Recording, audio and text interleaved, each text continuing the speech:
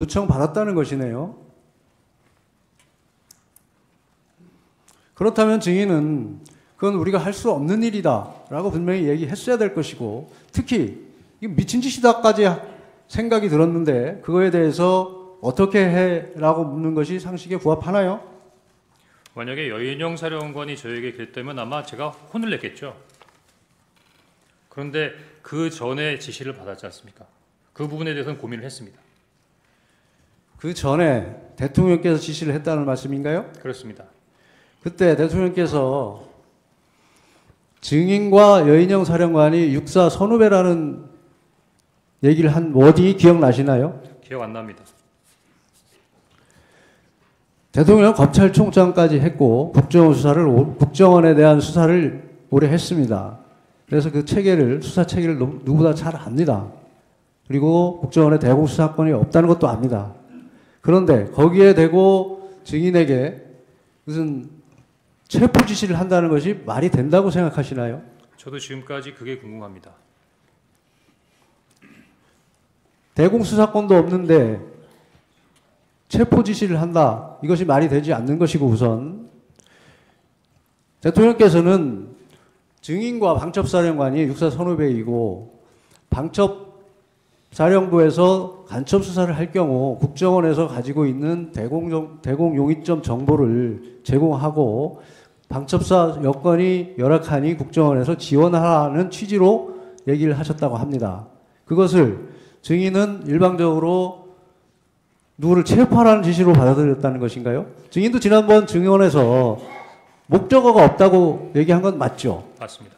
그것을 단순히 대통령과의 통화 후에, 그것도 여인영 사령관이 먼저 전화를 한 것도 아니고 증인이 여인영 사령관에게 전화해서 무엇을 할 것인지 물어보고 두 사람 간의 연결을 증인 마음대로 한 것 아닌가요?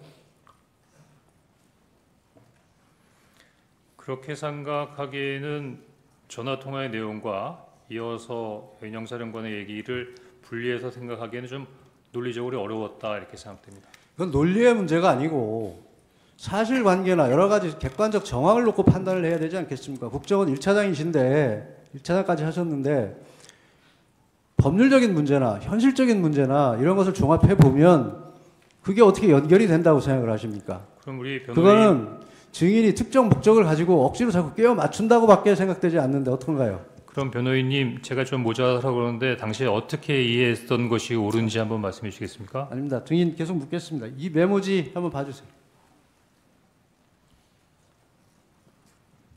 이 메모지는 증인이 아직도 가지고 있는 원본은 맞죠?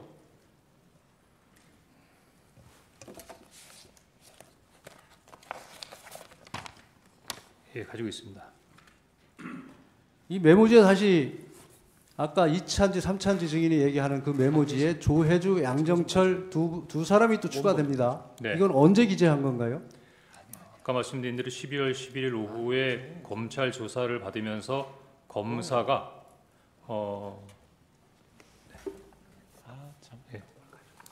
예, 됐습니다. 원본 좀 달라고. 네, 예, 원본. 언제 기재한 겁니까? 검찰 조사 받을 때입니다. 12월 11일입니까? 12월 11일 오후로 기억합니다. 그러면 검찰에는 왜 이것을 제공을 안 하고 아까 그 보여준 문서 그거를 제공을 했죠? 제출을 했죠? 이 조혜주, 양정철 언제 기재한 겁니까? 조혜주, 양정철 검사님께 이 메모를 설명하는 과정에서 제출했습니다. 증인이 검찰에 제출한 메모지에는 조혜주, 양정철 이 가필된 부분이 없습니다. 그러니까 그때 제출했습니다. 검찰에 제출했습니까? 아마 검찰에 조혜주, 양정철이 없다 그러면 먼저 사진을 찍으시고 제가 나름대로 이렇게 설명을 하는 부분에서 여기 14명인데 2명이 없네요. 그래서 제가 조혜주, 양정철이라고 적어 넣어 드린 것 같습니다. 그럼 검찰에서 그 문서를 확보를 못했다는 얘기인가요? 아니 그때 이미 사진을 찍으셨던 걸로 기억되는데요. 제가 얘기하는 거는 도리어 증인이 해임 통보를 받은 게 12월 5일 16시경이 맞죠?